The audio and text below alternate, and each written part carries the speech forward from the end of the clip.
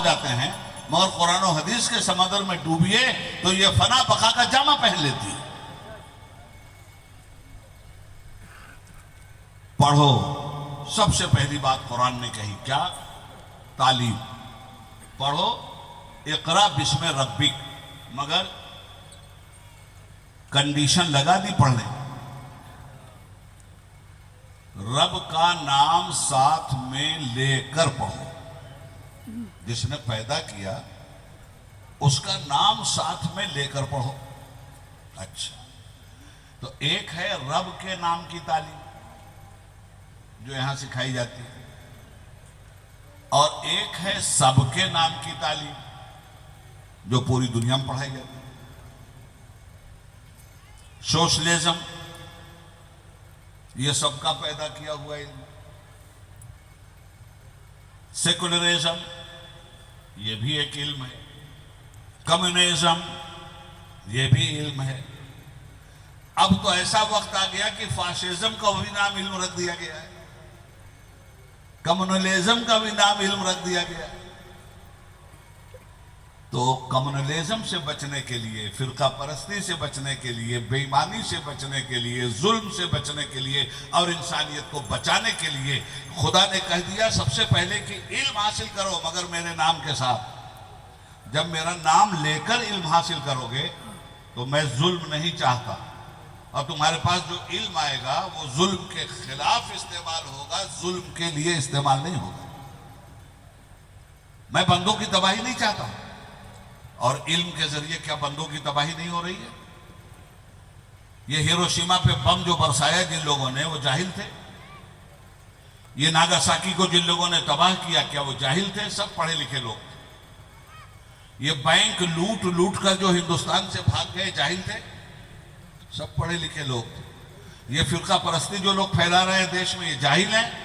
یہ سب پڑھے لکھے لوگ ہیں۔ یہ بے ایمانی جو لوگ کر رہے ہیں کیا یہ جاہل ہیں؟ یہ حکومت کا خزانہ جو خالی کر رہے ہیں کیا یہ جاہل ہیں؟ جو انسانیت کو اپنی خود غرضی کے لیے لوٹ رہے ہیں کیا وہ جاہل ہیں؟ جو اپنے ماننے والوں کی لاشوں پر اقتدار کی کرسی رکھ کر کہے ابلیس لگاتے ہیں کیا وہ جاہل ہیں؟ نہیں، جاہل اتنا بڑا کام کر ہی نہیں سکتا۔ یہ سب پڑھے لکھے لوگ۔ تو کیوں علم کے ساتھ فساد کیوں آیا؟ ایجوکیشن کے ساتھ ظلم کیوں آیا؟ ایجوکیشن کے ساتھ فرقہ پرست حکومت کیوں آئی؟ ایجوکیشن کے ساتھ ظالم حکمراں کیوں آئے؟ ایجوکیشن کے ساتھ انسانیت کو بانٹنے والے شیطان انسانوں کے لباس میں کیوں نظر آئے؟ اس لیے کہ انہوں نے رب کا تصور کر کے علم حاصل نہیں کیا تھا، شیطانوں کے تصور سے انہوں نے علم حاصل کیا تھا، جس کے نتیجے میں یہی علم انسانیت کے لیے عذاب بن گیا۔ آج دنیا کسی ملک پر قبضہ کرتی ہے تو کرتی کیا ہے؟ عراق پہ قبضہ کیا امریکہ نے، کیا کیا؟ بم برسائے۔ لیبیا پہ قبضہ کیا، کیا کیا؟ بم برسائے۔ افغانستان پہ قبضہ کیا، کیا کیا؟ بم برسائے۔ ان کا علم جب آوارہ ہو جائے، علم جب باغی ہو جائے، علم جب کنڈیشن سے ہٹ جائے، علم جب رب کے تصور سے الگ ہو کر پرواز کو تولے تو دنیا میں بم برستے ہیں انسانوں پر۔ مگر یہی علم جب رب کے نام کے ساتھ سامنے آئے تو مکے میں کون سا ظلم تھا جو 13 سال تک صحابہ پہ نہیں کیا گیا؟ مکے میں کون سا ظلم تھا اور کون سا آتنکوادی کوڑا تھا جو نبی کریم صلی اللہ علیہ وسلم کے عاشقوں پہ نہیں آزمایا گیا؟ خود نبی پاک پر وہ نہیں آزمایا گیا۔ یہ طائف کی دھرتی پہ رسول اللہ کے قدموں سے بہتا ہوا خون، یہ مکے کی سرزمین پر رسول اللہ کے پیر کے نیچے کانٹے بچھانے والی عورت، یہ مکے کی سرزمین پر کیا بگاڑا تھا میرے رسول نے؟ وہ کہہ رہے تھے اپنی بیٹیوں کو زندہ دفن مت کرو۔ یہ جرم تھا ان کا، ان کی نگاہ میں۔ وہ کہہ رہے تھے انسان سب برابر ہیں، سارے انسانوں کو ایک ساتھ رکھو۔ یہ جرم بن گیا ان کے نظر میں۔ وہ کہہ رہے تھے ظلم اور ناانصافی کا خاتمہ ہونا چاہیے، عورتوں کی عزتیں نہیں لوٹی جانی چاہیے۔ یہی تو بات کر رہے تھے انسانیت کے پیغمبر، اور یہی چیز ان لوگوں کی نگاہ میں جرم بن گئی تھی، جس کے نتیجے میں صحابہ کو انہوں نے قتل بھی کیا تھا، آگ کے حوالے اس طرح کیا تھا کہ ایک کھجور کا کھمبا گاڑ کر حضرت عثمان کا چچا انہیں الٹا لٹکا دیتا تھا، اور مرچی کا دھواں نیچے سے دیا جاتا تھا کہ محمد کی بات مت مانو۔ میں کہتا ہوں محمد صلی اللہ علیہ وسلم آخر کہہ رہے تھے کہ نہ مانا جائے؟ وہ کہہ رہے تھے آدمی سب برابر ہیں، اس میں نہ ماننے والی کون سی بات ہے؟ وہ کہہ رہے تھے بیٹیاں خار نہیں ہیں، گلے کا ہار ہیں، وہ بیٹیوں کو قتل ہونے سے بچا رہے تھے، کون سی بری بات کہہ رہے تھے؟ وہ غریبوں کو کہہ رہے تھے کہ غریب امیر کوئی کسی گھر میں پیدا ہوا حالات کی بنیاد پر، امیر وہ ہے جو خدا سے زیادہ ڈرتا ہو۔ ان کی یہ باتیں پسند نہیں کی گئیں، 13 سال تک مارا گیا ان لوگوں کو، اور آخر میں نبی کا وطن بھی ان سے چھین لیا گیا۔ 440 کلومیٹر کی دوری پر میرے مصطفیٰ نے مدینے میں اپنی ہجرت گاہ بنائی اور وہاں سے پھر اسلام چلا۔ عرض یہ کرنا چاہتا ہوں کہ اتنا ظلم ہوا تھا، مگر اسی ظلم کے بعد جب مکہ فتح کیا ہے میرے نبی نے، اسی مکہ سے جس سے نکالے گئے تھے، جب وہ مکہ فتح کیا ہے رسول اللہ نے، تو ایک صحابی کو سب کچھ یاد آ گیا کہ کتنا ظلم کیا تھا مکہ والوں نے۔ انہوں نے نعرہ لگا دیا الیوم یوم الملحمہ۔ غور سے سننا بات، صحابی نے، سب کو یاد آ گیا ان کو کہ بچوں کو انہوں نے قتل کیا، بوڑھوں کو قتل کیا، ہمارا گھر دوار چھینا، آج تو ہم فتح کر رہے ہیں۔ تو دنیا جب کسی ملک کو فتح کرتی ہے تو کیا کرتی ہے؟ وہ دکھایا میں نے آپ کو۔